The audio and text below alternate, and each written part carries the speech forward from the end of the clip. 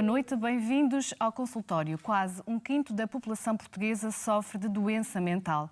De acordo com o relatório do ano passado da Organização para a Cooperação e Desenvolvimento Económico, 1 em cada 6 pessoas nos países europeus sofre de um problema mental. Portugal é o segundo país da União Europeia com mais casos psiquiátricos e o quinto com mais depressões. Este é um tema-chave que queremos desenvolver neste programa com os nossos convidados. Temos já aqui em estúdio Virgínia Henriques, psiquiatra, Pedro Duarte, psicólogo, e Raquel Gouveia, psicóloga do Serviço de Pedopsiquiatria. Este é um tema bastante abrangente. Boa noite desde já. Começava consigo, doutora Virgínia, a ideia é percebermos, não estou bem, vou ao psicólogo ou vou ao psiquiatra? Como é que fazemos no fundo, esta questão? Boa noite, Cláudia. Obrigada, antes de mais, pelo convite para estar aqui. Agradeço muito. Então, é uma questão pertinente e é até uma questão que as pessoas colocam frequentemente.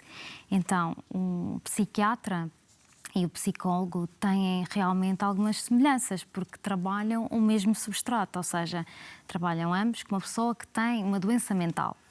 Mas o psiquiatra é um médico, portanto, tem uma formação médica, portanto, ele avalia, faz um diagnóstico, faz um tratamento, também faz prevenção e reabilitação da doença mental e é capaz de prescrever exames que excluem outras doenças que aquela pessoa possa ter.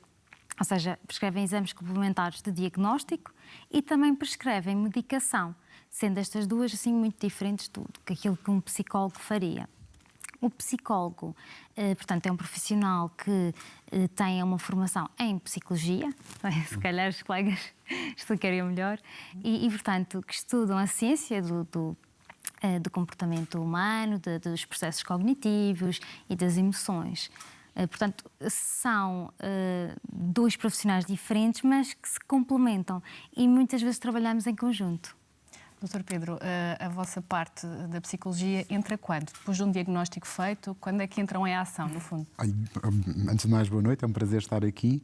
E entramos em diversas fases, a verdade é esta, não é? Porque muitas das vezes as pessoas vêm diretamente ao psicólogo, às vezes vêm encaminhados pelo psiquiatra, às vezes vêm encaminhados ou referenciados pelo médico de família. A nossa intervenção é...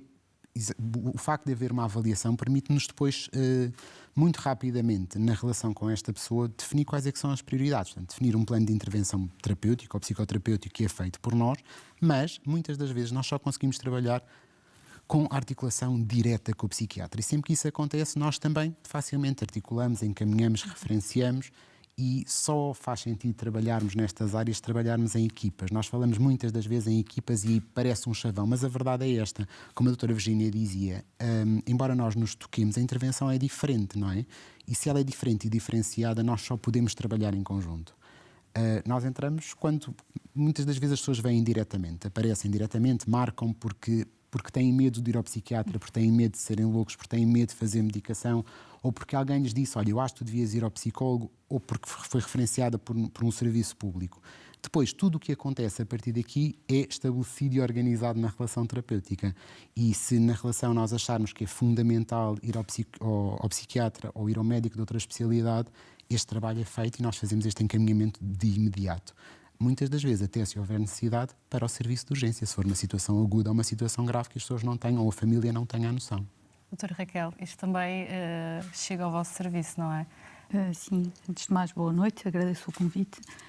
Sim, chega ao nosso serviço, apesar de nós não trabalharmos diretamente com nós, enquanto Serviço de Pedopsiquiatria, trabalhamos com a psiquiatria na ligação a partir dos 18 anos, não é? Em que o adolescente passa para, a partir dos 18 anos, passa para a psiquiatria. Até aí nós também trabalhamos em equipa e no serviço de pedopsiquiatria nós temos as pedopsiquiatras, que é outra especialidade médica, também dentro da saúde mental, que são os psiquiatras da infância e da adolescência, e que trabalhamos em conjunto, não é? E só faz sentido se assim for, e nós no serviço temos 3 pedopsiquiatras e 5 psicólogos, e, regra geral, os nossos meninos estão nas 2 consultas. Não são todos, mas a maior parte deles acabam por estar a frequentar as 2 consultas. Como é que tem visto também a afluência a este serviço? Ou há mais informação? Também os pais e as famílias estão mais informadas de que também é uma criança, também precisa de ir ao psicólogo? ao psiquiatra? Cada vez mais os pedidos têm vindo a crescer, não é? Porque a saúde mental das crianças também começa a ter um impacto grande. Eu costumo dizer às vezes aos pais que a criança é o sintoma de que algo não está bem, e não está bem também no contexto familiar. A criança muitas vezes é o sintoma de uma família que não está bem. E trazem a criança, porque a criança é que manifesta, é que está com alteração do comportamento, ou porque está mais triste, mais apática, ou pelo contrário, está mais agitada, mas o que está por trás do comportamento muitas vezes também reflete as dinâmicas familiares e problemas na dinâmica familiar. No pós-pandemia também verificamos aqui um aumento da procura do serviço. Vamos falar um pouco mais à frente desse serviço e também desse problema, mas, doutora Virgínia, queria também perceber quais é que são, no fundo, as patologias mais frequentes nos doentes, nas pessoas com doença mental, até porque é um tema cada vez mais falado, mas que às vezes também parece que não se fala, ou que há sempre um medo ou um estigma. Quais é que são, então? Sim, lá está. Ainda há o estigma, tal como tinha falado aqui a colega Dr. Pedro. As pessoas têm esse receio ainda de irem ao psiquiatra, mas agora já notamos uma maior procura dos cuidados de saúde mental. Sendo que as patologias que são mais frequentes, aquilo que nós vemos mais e que também vejo mais na consulta, são as perturbações depressivas e perturbações de ansiedade. Sem dúvida são as mais frequentes e aquelas também que as pessoas ouvem falar mais, não é? E tal como tinha falado inicialmente, aquele estudo da OECD fala-nos aqui de que Portugal é o 5º país com mais depressão, não é? E realmente nota-se que é uma taxa elevada. É cerca de 12%, se não estou em erro. Portanto, o que nos diz que há realmente uma prevalência que é importante e é algo que temos que ter em conta de forma que as pessoas estejam informadas, que entendam quando é que devem pedir ajuda. Portanto, quando os sintomas, por exemplo, quando a tristeza ou quando a ansiedade deixam de ser algo dito normal, agora digo entre aspas, não é? Porque são sentimentos que as pessoas podem ter, não é? Todos nós temos um dia ou outro que estamos mais tristes ou mais ansiosos e é dentro da normalidade, é proporcional a algo que acontece. Agora, quando esses sintomas se prolongam durante várias semanas, quando interferem na vida, na funcionalidade da pessoa, interferem no seu trabalho, nas relações com a família, relações com os amigos, no seu papel na sociedade, aí já tem alguma gravidade e nesses momentos também devem procurar a ajuda de psiquiatra ou psicólogo. E também só salientar que o psiquiatra também pode referenciar para a psicologia sempre que identificamos que realmente traz benefício, não é? E acho que é isso que realmente é necessário, é termos em atenção quando é que a pessoa deve pedir ajuda, que realmente são patologias frequentes. Doutor Pedro, são patologias frequentes, mas que muitas vezes são relativizadas ou não? O que é que acha? Os estudos continuam a indicar-nos que aquela que é a realidade, aquilo que é o diagnóstico, continua a ser inferior àquilo que é a realidade. As pessoas continuam a ter muito medo. Estar deprimido é estar doente. Estar doente é ficar vulnerável, não é? Nós saímos agora, se pensarmos naquilo que aconteceu. Então, do ponto de vista social, nós viemos de um Covid que mudou muito a realidade. Os estudos da OMS, no estudo da OMS, dizia que aumentou 22% a solidão. As pessoas estão muito mais sozinhas. Portanto, têm muito medo de ficar ainda mais sozinhas. Ninguém quer alguém que está triste, ninguém quer alguém que está ansioso e que não consegue controlar, as pessoas não conseguem compreender. Rapaz, calma, e as pessoas dizem muito isto. Eu costumo dizer muitas das vezes aos meus doentes e explicar até às famílias, porque as próprias famílias precisam de perceber o contexto, de que alguém que está deprimido e que lhe dizem, se tu tivesses força de vontade fazias diferente, se tu tivesses força de vontade levantavas-te e fazias a tua vida. Isto é desvalorizar. Isto é dizer a alguém que levantar-se da cama e tomar banho é quase o equivalente a subir o pico do Arieiro. que se ele quisesse fazia diferente. Portanto, as pessoas não vão falando sobre isto, as pessoas vão ficando muito sozinhas.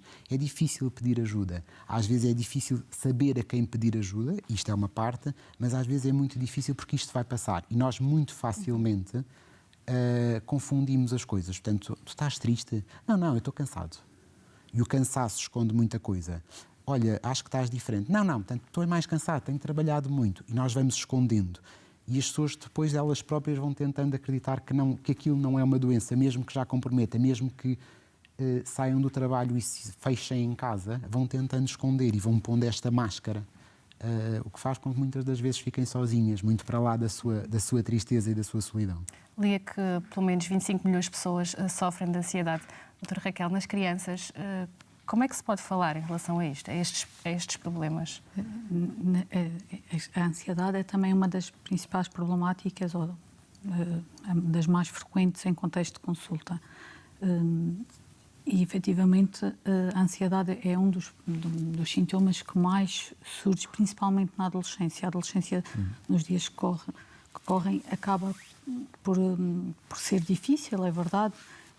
O grau de exigência é cada vez maior a nível social, pede-se, exige mais dos adolescentes, principalmente os que estão no secundário, acabam por procurar ajuda psicológica e mesmo pedopsiquiátrica, pela questão da ansiedade, do ter que corresponder às expectativas se eu não tiver boas notas eu não vou conseguir, e há aqui uma grande, como é que eu explico? Há aqui uma grande necessidade de corresponder às expectativas, e quando não correspondem acaba por haver aqui as questões da ansiedade, e não só, as perturbações do humor também têm vindo a aumentar, que é as perturbações do humor depressivas, é uma das grandes patologias que nós encontramos, além, apesar dos adultos ser, penso que são estas duas as mais frequentes, nós também encontramos nos jovens os comportamentos autolesivos, que têm vindo a aumentar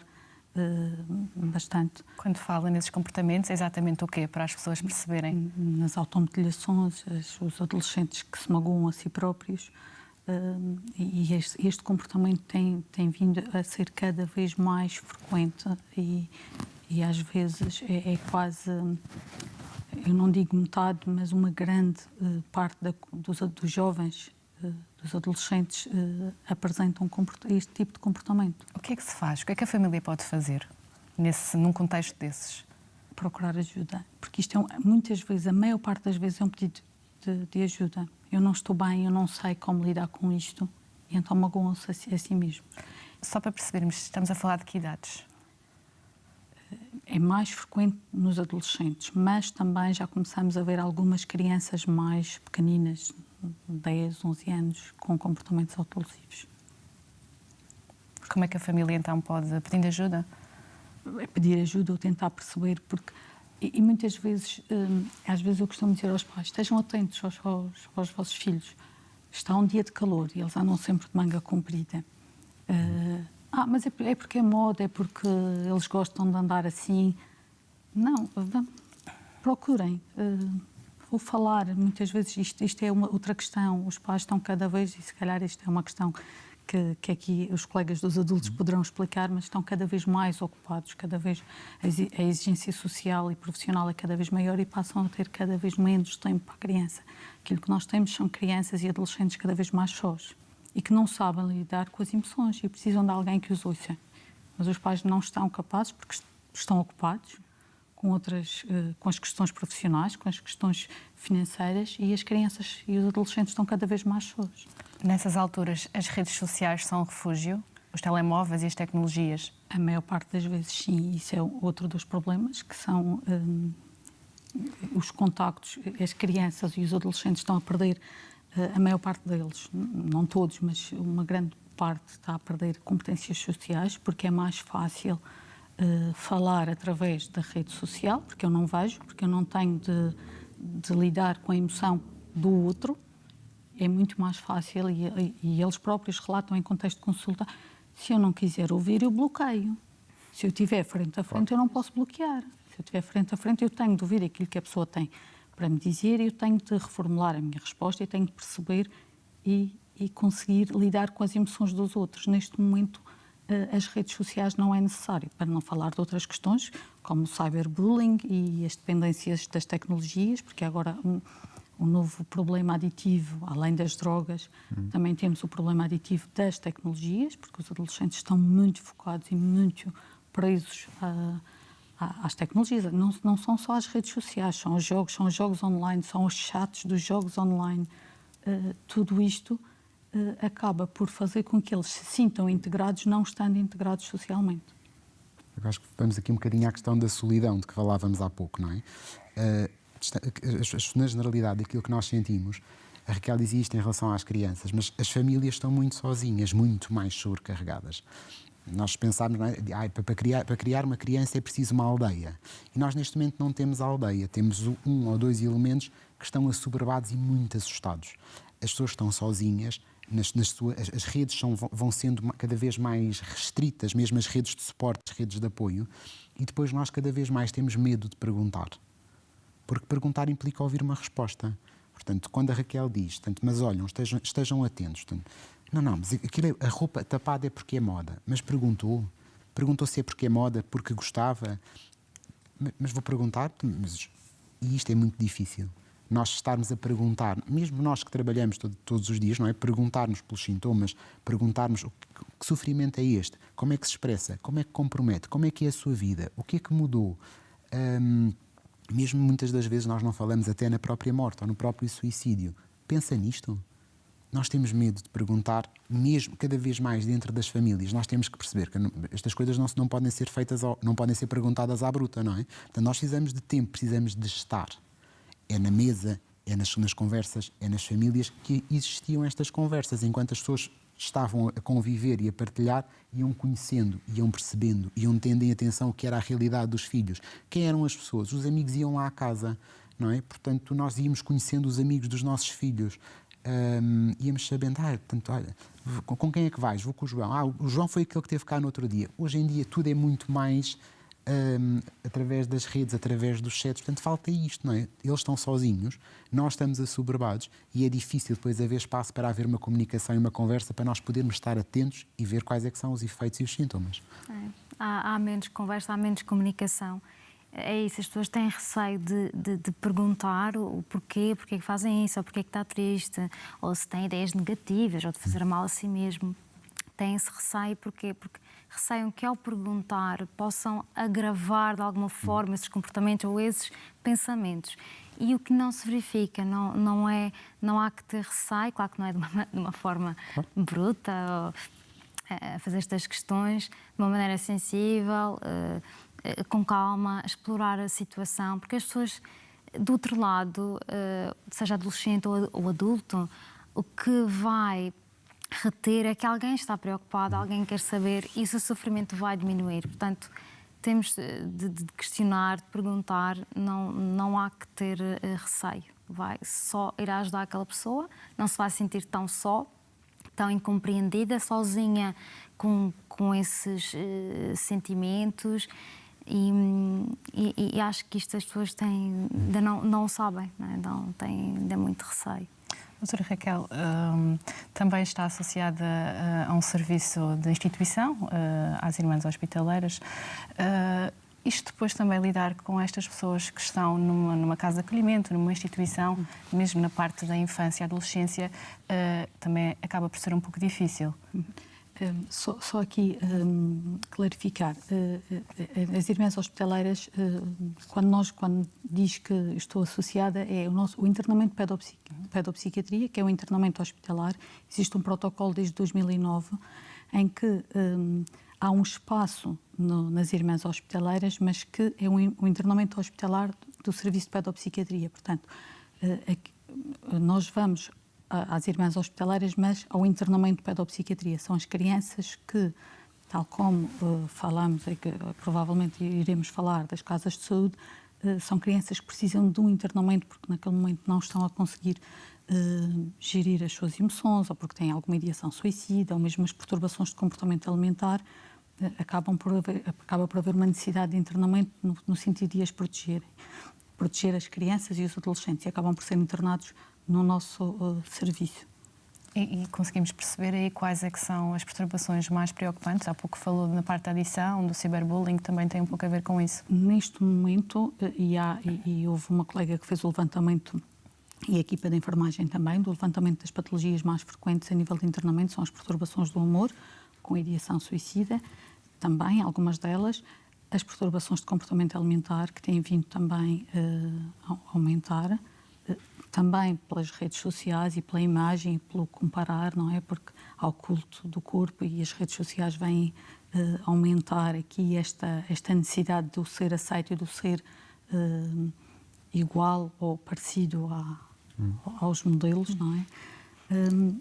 As perturbações de comportamento alimentar acabam por ter também uma grande taxa de internamento e as perturbações de ansiedade e os comportamentos autolesivos são aqueles que são mais frequentes.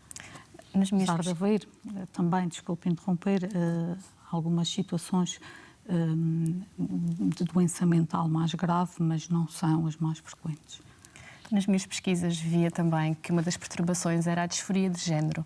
Eu acho que isto ainda não é muito comum ouvir-se.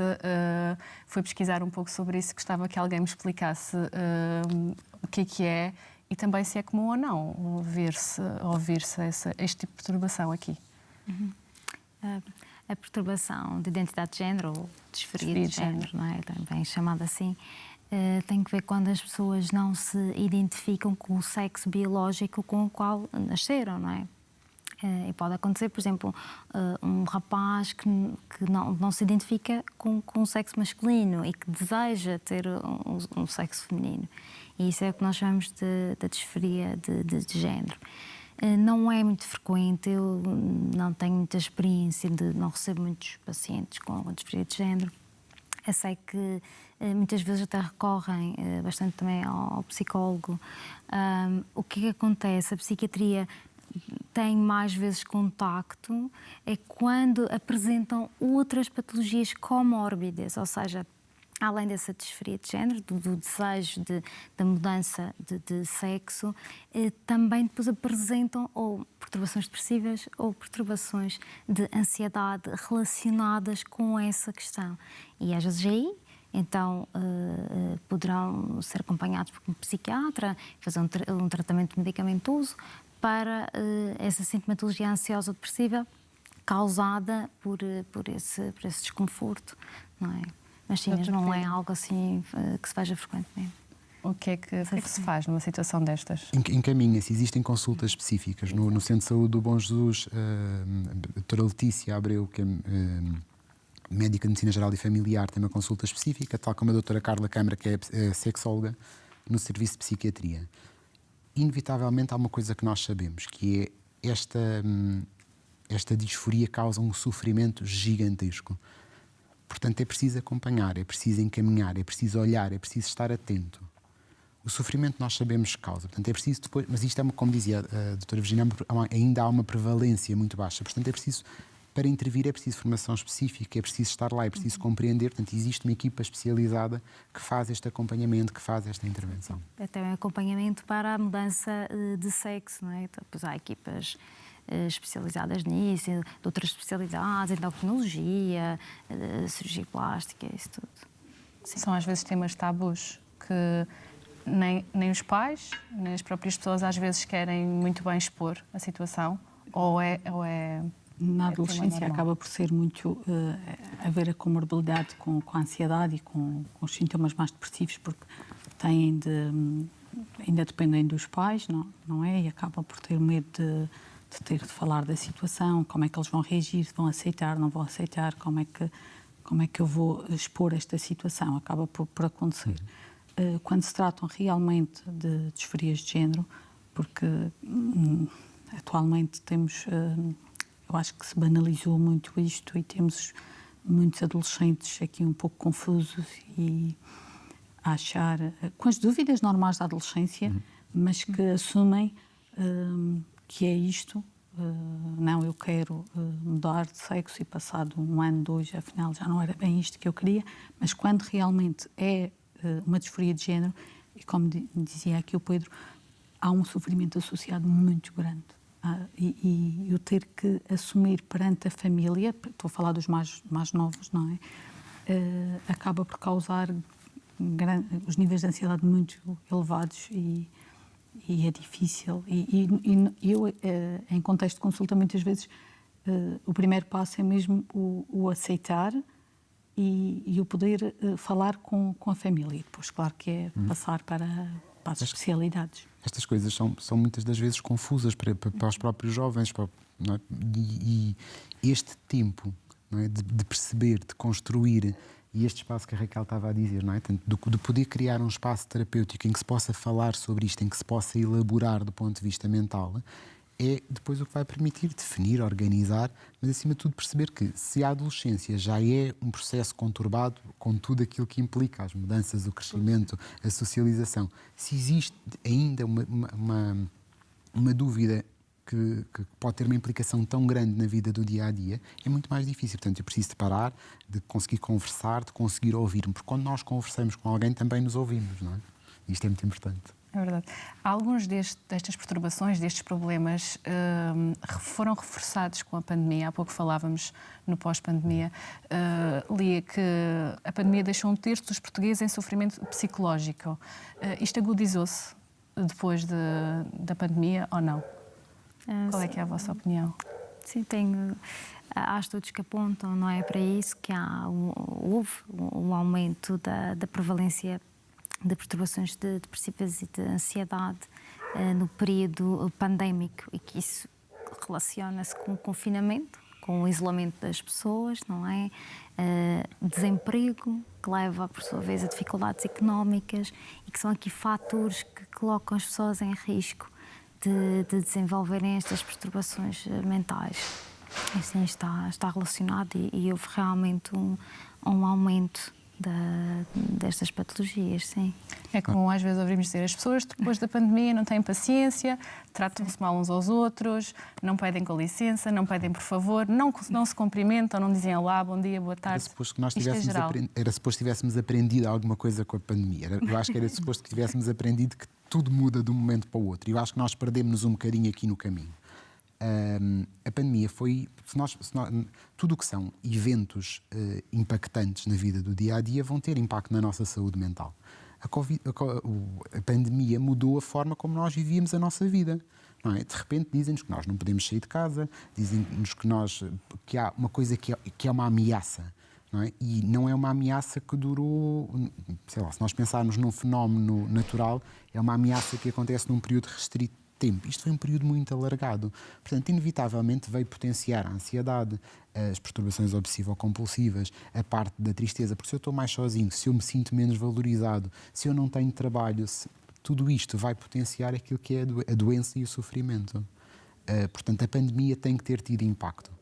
Se ficarmos, aquilo que dizia, não é? Portanto, menos tolerantes ou menos educados em algumas coisas, eu acho que tem a ver com o facto de nos termos virado para nós.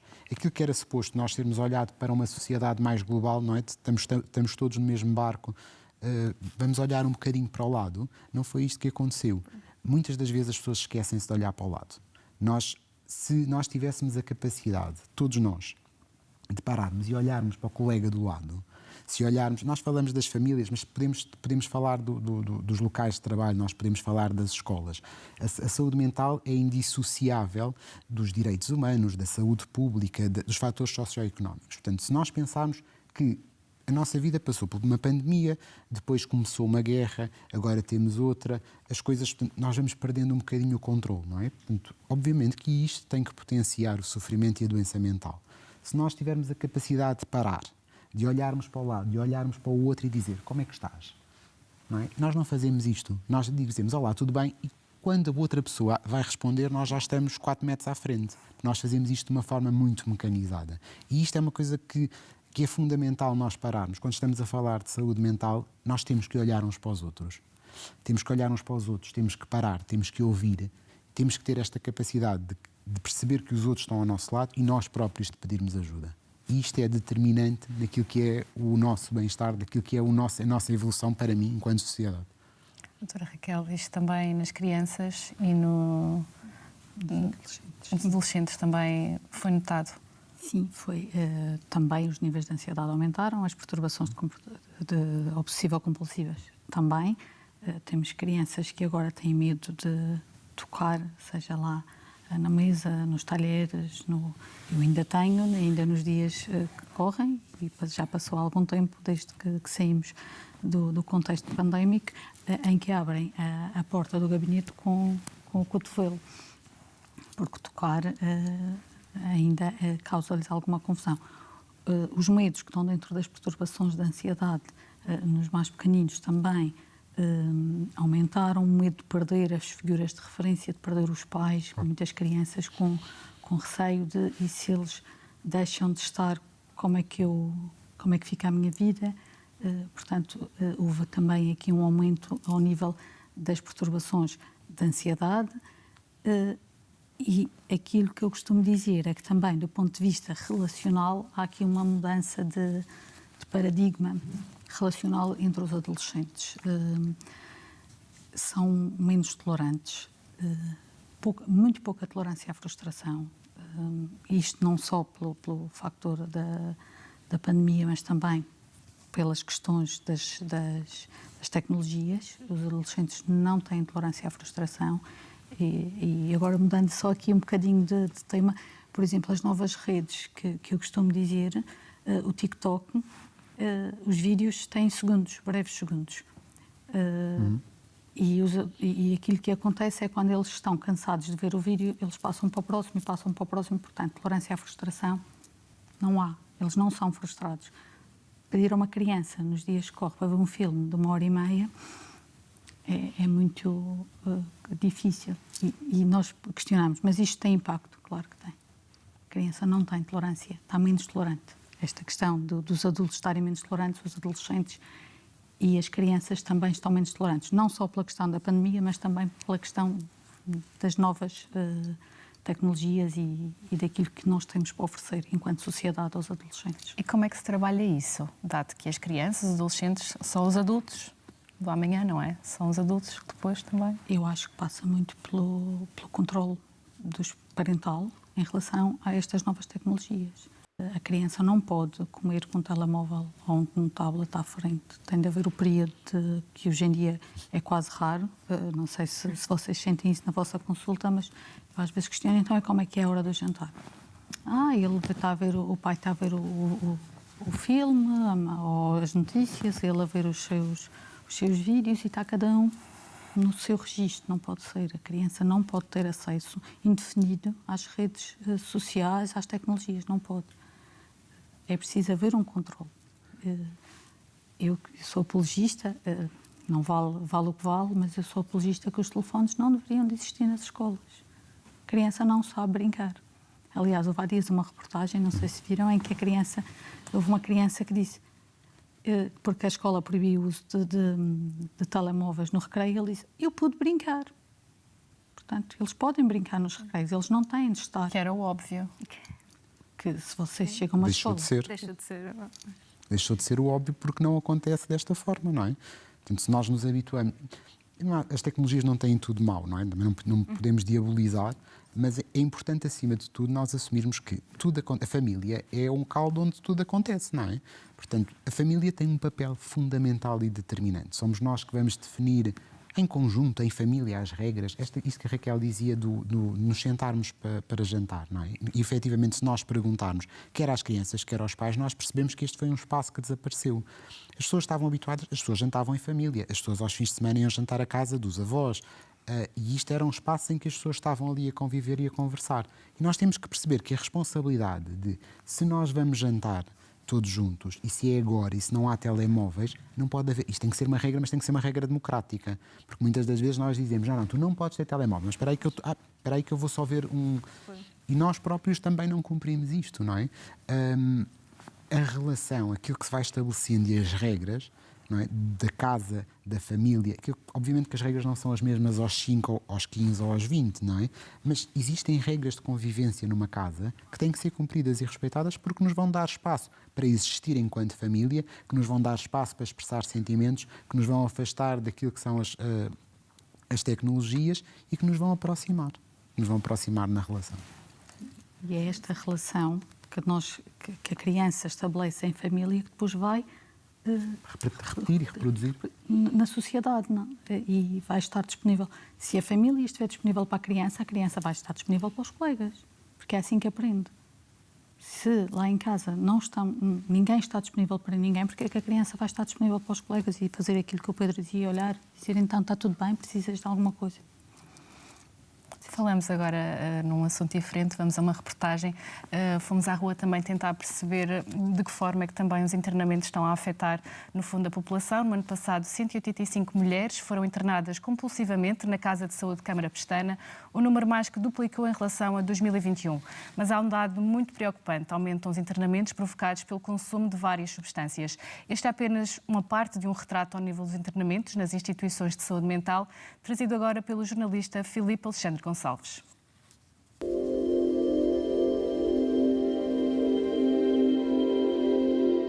Na Casa de Saúde Câmara Pestana Irmãs Hospitaleiras, 2023 fechou com 646 internamentos. São mais 30 do que em 2022, mas há um número surpreendente. Os internamentos involuntários, mais conhecidos por internamentos compulsivos, duplicaram. Nós tínhamos uma média normal de 30 por ano.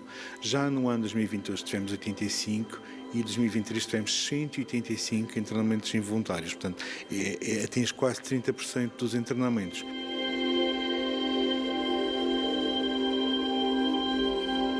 Para além dos involuntários, que muitas vezes são derivados a consumos, e efetivamente temos que reconhecer nas mulheres as alterações derivadas a consumos têm aumentado. Nós tínhamos um baixo número, quase irrisório. Ainda hoje é pequeno, não são cerca de 9% dos internamentos, portanto é pequeno, mas tem vindo a aumentar. Isso é um alerta. Depois, em termos dos outros diagnósticos, efetivamente é o mais comum. Nós temos transtornos derivados do humor, esquizofrenias, portanto aí flutua dentro do que era o padrão, não há grande alteração. As substâncias afetam essencialmente entre os 25 e 40 anos. São estas a faixa etária. Claro que começamos a ter, mas também tem a ver com a duração da nossa vida, começamos a ter mais casos de demências e aí aos 60, 70. Portanto, aí difere um pouco da idade, os consumos é mais entre os 25 e 45 anos. Na Casa de Saúde São João de Deus, os números de internamentos do ano passado seguem a tendência de 2022. Tivemos na ordem dos 850 internamentos no total, aqui na Casa de Saúde, principalmente na questão do álcool, cerca de 280 pessoas, em ambos os géneros, e na área do internamento em psiquiatria, também 565 internamentos. O nível de internamentos motivados pelos consumos manteve-se, mas continuam a preocupar a equipa. Numa área muito sensível, que é a questão da toxicodependência, da questão da psicose induzida por drogas, que este ano foram em número de 206, sendo em 2022 203. Um pedacinho, eu diria que estabilizamos relativamente a 2021, que foram em número de 233.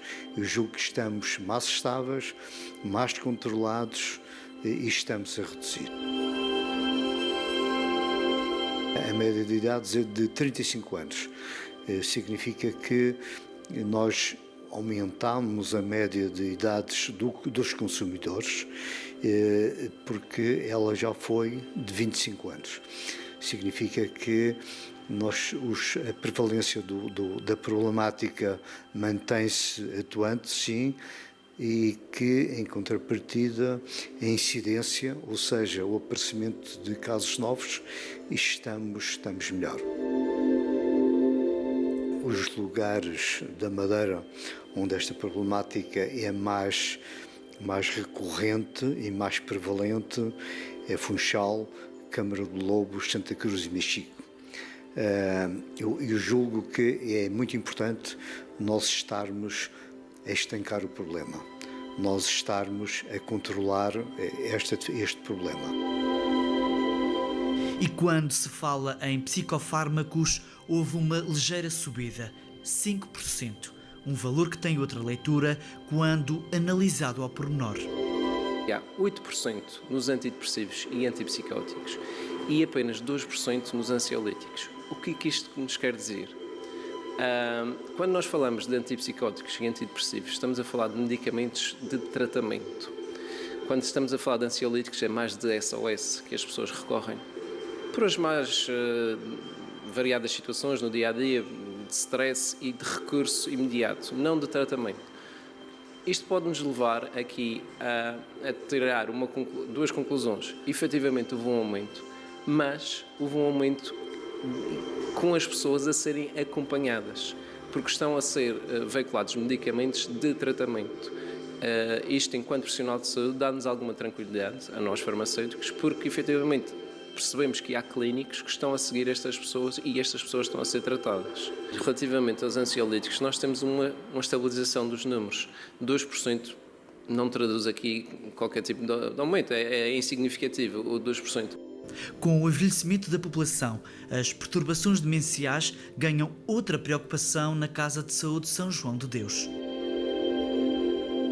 E demências essas que depois interagem com o funcionamento individual, com a capacidade cognitiva da pessoa de perceber, compreender o que está à volta e participar também na vida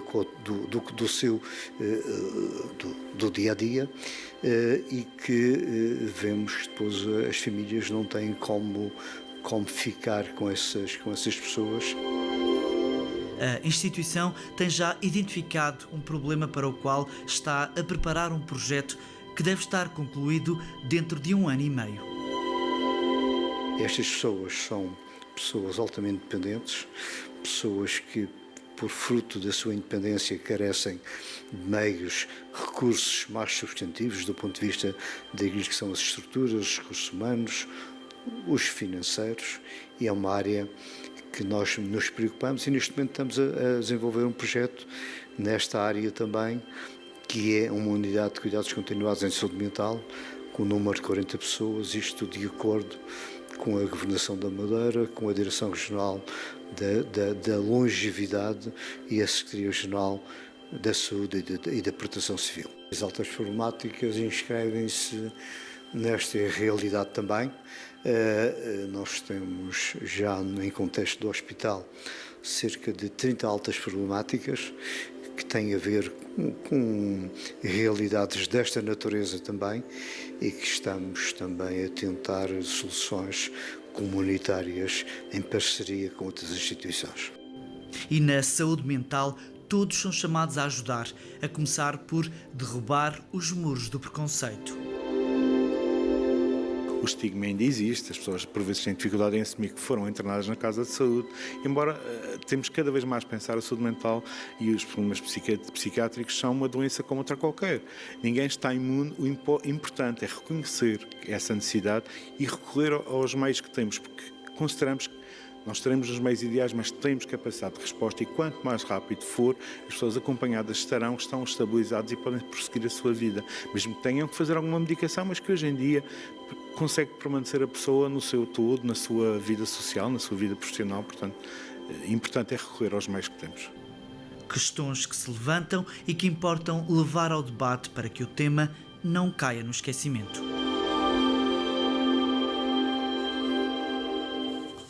É uma realidade cada vez mais presente, tão próxima. Comentários a fazer em relação a esta reportagem que acabamos de ouvir, doutora? Eu acho importante falar aqui do facto de termos verificado este aumento na venda dos antidepressivos. Acho importante falar nisto porque mostra-nos aqui algumas coisas. Mostra-nos que realmente a prevalência de quadros de perturbação depressiva ainda são relevantes, como já tínhamos visto no início do programa, e isso acompanha também este aumento da venda dos antidepressivos. De salientar que os antidepressivos são fármacos que são prescritos pelos médicos e que são prescritos com o intuito de tratar quer perturbações depressivas, mas também podem ser outras perturbações, como as da ansiedade, por exemplo. E o facto de esta venda ter aumentado também significa que mais pessoas estão a tratar as perturbações mentais, que é positivo, e ainda digo mais, fica ainda aquém daquilo que a Organização Mundial de Saúde diz, que nos diz que 3 em cada 4 pessoas com depressão não estão adequadamente tratadas. Portanto, apesar de haver este aumento da venda de antidepressivos, se calhar ainda não traduz ainda um tratamento suficiente. Estes números também dizem respeito aqui à Madeira. Sim, mas também dizem respeito à Madeira, mas sabemos que na Europa, em vários países, também estão a aumentar a venda dos antidepressivos. Segundo os dados da OECD, que tínhamos falado no início também reporta isso, justamente. Portanto, acompanha aqui uma tendência. Na Europa tem aumentado a venda dos antidepressivos.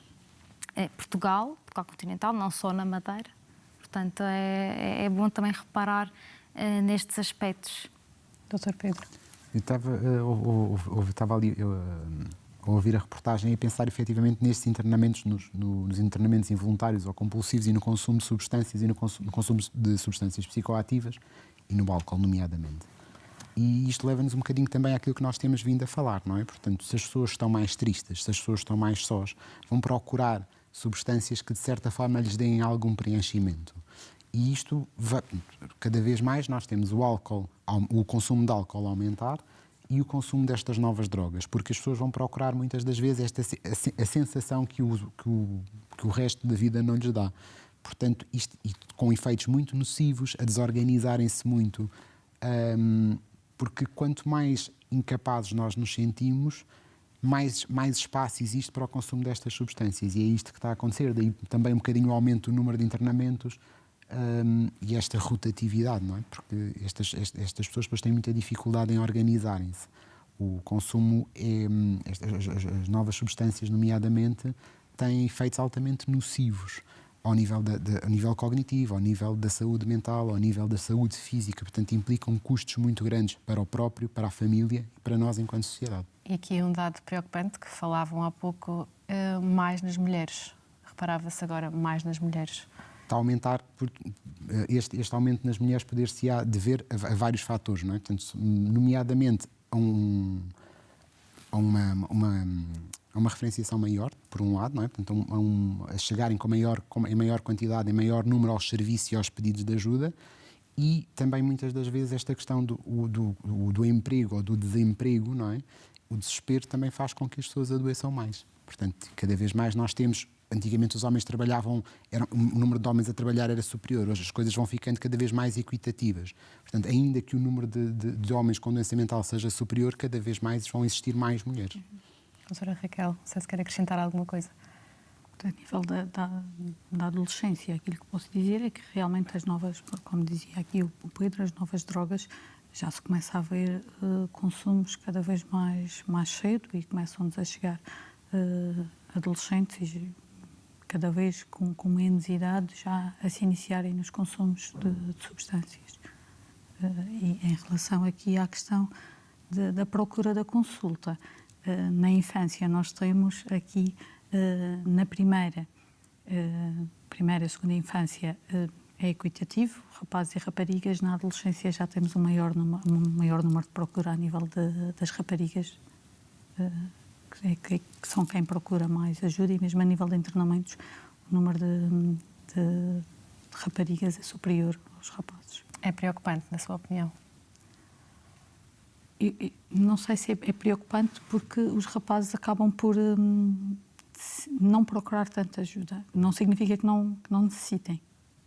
Necessitam da ajuda, necessitam e também estão, e até os consumos são mais frequentes nos rapazes do que nas raparigas, apesar de já haver jovens raparigas a consumir. Eles procuram menos ajuda do que as raparigas. Isso também em casa, porque não verbalizam, porque não falam, porque não expõem os seus problemas, também começa aí? Também, e também por uma questão cultural, que os rapazes saírem está tudo bem, e até os pais acham piada, ele saiu, chegou, as raparigas já não é bem assim. Se elas saírem e se chegarem alcoolizadas ou com consumo, já é preocupante. É uma questão cultural, sim, ainda. E mesmo culturalmente, as raparigas conversam mais entre elas do que os rapazes, não é? Os rapazes continuam a ter mais dificuldade em dizer que estão tristes ou em dizer que estão ansiosos.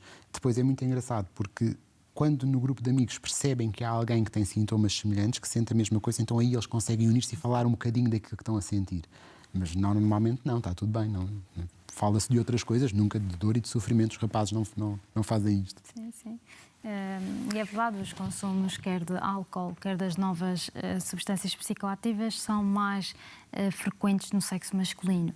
Mas agora já estamos a ver uma tendência em verificar-se que no sexo feminino aumentam também estes consumos.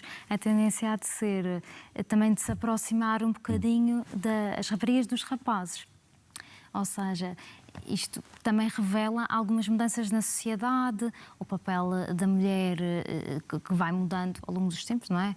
Agora as mulheres também têm o seu emprego, a sua autonomia, e então já não só são os homens, não é, sair, não é, beber álcool, começam também as mulheres a fazer isso. E é um bocadinho o que vamos vendo, mas no entanto, mesmo que haja esse aumento nesses consumos, ainda é muito mais frequente os números de internamentos de homens devido às perturbações do uso de álcool e do uso de outras substâncias psicoativas. Sim. Que importância é que tem a psiquiatria comunitária nesta intervenção e nestas ajudas? É assim, a psiquiatria comunitária é uma das valências da psiquiatria. Okay? É muito importante não só para o tratamento das perturbações da adição, não é? Como para qualquer perturbação mental, porque a psiquiatria comunitária tem como objetivo efetuar um tratamento de proximidade na comunidade, em que nós nos aproximamos da pessoa que está doente, e isto tem uma importância fulcral, principalmente nas pessoas com doença mental grave. E quando falo de doença mental grave, estou a falar, por exemplo, da esquizofrenia, perturbações psicóticas. Muitas vezes o consumo destas novas substâncias psicoativas leva ao surgimento de surtos psicóticos, não é? Em que há uma alteração muito grave do comportamento, surgem alucinações, delírios.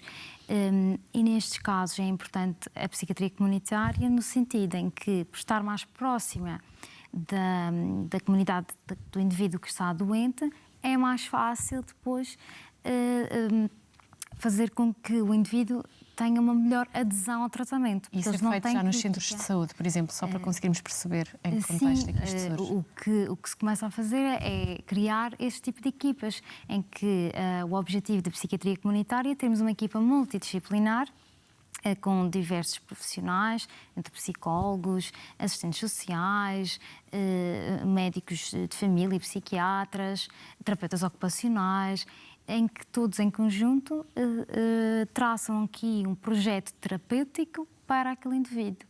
E saliento que realmente para as pessoas que têm doença grave e que essa doença implica que não tenham crítica para a doença e para a necessidade de tratamento, eles não têm noção que estão doentes, no fundo, é fulcral, porque assim é mais fácil que venham à consulta, que façam a medicação. Se nós pensarmos em termos comunitários, não é? Portanto, se pensarmos nos centros de saúde, nomeadamente, o médico de família é médico da família, o enfermeiro de família conhece aquela família. Aquilo que nós percebemos que tudo o que seja próximo e tudo o que implique relação e conhecimento, seja nos cuidados de saúde, seja nas relações do dia-a-dia, vai ser mais profícuo, vai ter melhores resultados. Portanto, se nós conseguirmos construir uma equipa que se aproxime, que as pessoas saibam que alguém da família vai lá, não é? E que fala com o enfermeiro especialista de saúde mental, ou com o enfermeiro comunitário, ou com o enfermeiro responsável pelaquela família, nós podemos muito mais facilmente mobilizar a rede. Nestas doenças, nas doenças psiquiátricas, nas doenças crónicas, a rede é fundamental. E é isto que a psiquiatria comunitária, que as equipas de intervenção comunitária nos permitem. Portanto, o médico de família tem um papel fundamental, as equipas de enfermagem, os psicólogos, tudo o que são intervenções sediadas na comunidade estão mais próximas das pessoas, nós, através da relação, depois conseguimos que elas venham ao hospital, que elas venham ao psiquiatra, que venham ao pedopsiquiatra. Mas é preciso isto, é preciso relação, é preciso que as pessoas confiem. E é isto que a comunidade nos traz. E depois, que importância que tem também o amigo ou os amigos mais próximos, para as pessoas que não lidam tanto com a família ou mesmo com a própria família? Que papel é que têm estas pessoas? O grupo de pares, principalmente falo da área da adolescência e da infância, o grupo de pares é sempre muito importante e a partir do momento em que o adolescente tenha um grupo de pares que seja aceite e que tenha aqui uma relação de confiança, e nós temos, mesmo em contexto de consulta, às vezes temos adolescentes a dizer: o meu amigo precisa de ajuda, será que ele pode vir? Será que posso trazê-lo? E isto é engraçado perceber que eles acabam por se preocupar uns com os outros.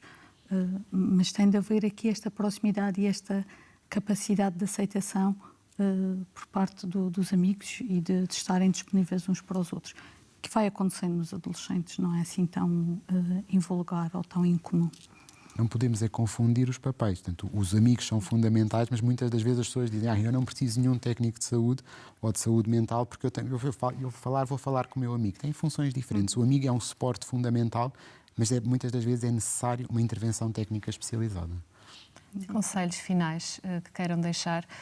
Também é importante, queríamos também dizer lá para casa, porque muita gente nos ouve e nos vê, há linhas de apoio também para as pessoas que têm receio em pedir ajuda. Aqui na Madeira também existe, e vamos passar aqui algumas que são a nível nacional, mas também há aqui na Madeira. Na Madeira existe uma linha de apoio psicológico que está disponível todos os dias das 9 às 21 e que permite, obviamente, uma primeira avaliação inicial, mas que depois também dará possibilidade de encaminhar, de ouvir, de perceber um bocadinho de uma forma breve, obviamente, mas permite depois encaminhar, articular, seja com o centro de saúde, seja com o serviço de urgência onde está o psiquiatra, seja com outras instituições. E isto é fundamental, as pessoas saberem que podem ligar e que há alguém que os vai ouvir. Às vezes é mais fácil ser desta forma ou não? Num primeiro momento, muitas das vezes é mais fácil. Ninguém as vai julgar? Ninguém nos vai ver. Ninguém me conhece, não é? E como é que também depois se faz esta abordagem? Como é que as pessoas também depois são encaminhadas? Esta linha quem atende é uma psicóloga, a doutora Sara Ferraz, e esta primeira coisa, que há alguém que liga, logo há ali uma vontade de ser ajudado, e é isto que tem que ser agarrado. Depois como é que se vai articular e fazer, mas há ali um primeiro passo, há ali um primeiro momento de dizer: eu preciso de ajuda.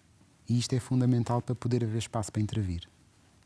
O desporto e a alimentação também são fatores importantes e que podem ajudar também no combate à saúde mental? Sim, sem dúvida. Aliás, a prática do exercício físico está muito associada a um estado de bem-estar, aumento das endorfinas, ou seja, nós sabemos que há uma associação entre a prática de exercício físico e uma melhoria da percepção do sentir bem, do estar bem.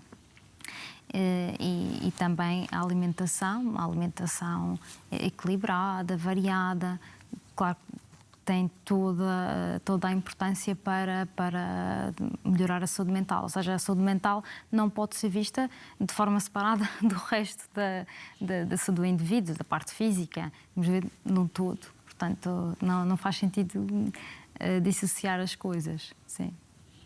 Concorda, Dr. Pedro? Concordo inteiramente. É fundamental. Tudo o que nos dê rotinas, tudo o que nos organiza é fundamental.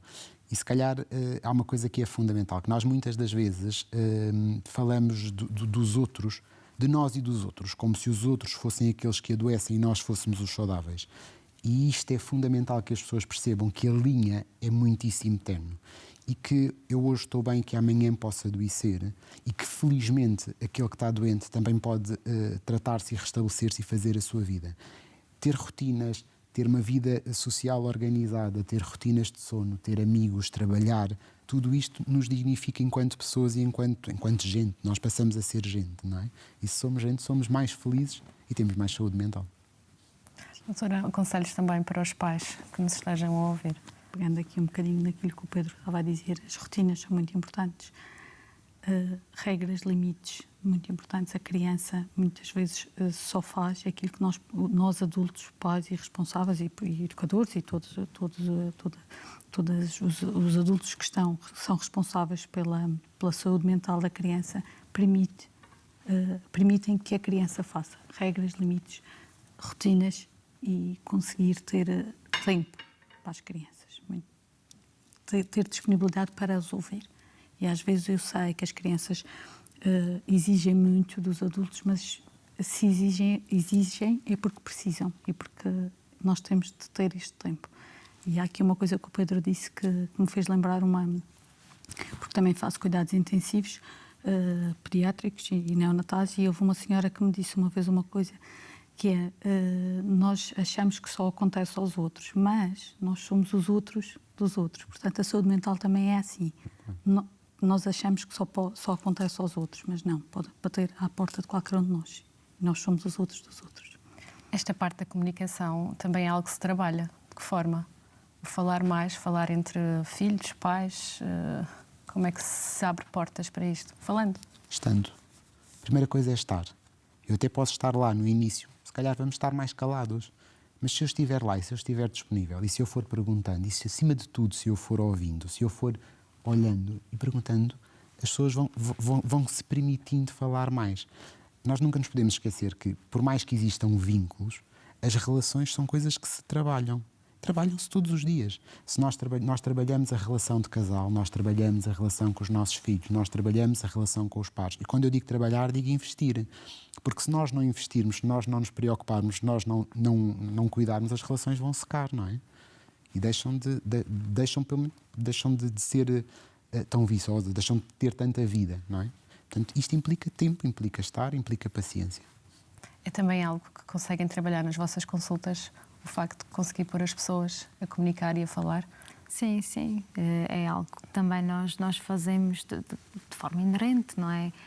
Também quando estamos na consulta estamos a ouvir aquilo que o paciente nos diz. E é importante, além de ouvir, também dar algo de volta. Ou seja, às vezes reformular, noutras palavras, aquilo que o paciente nos está a dizer, para mostrar que compreendemos. Isto é como um feedback, ok?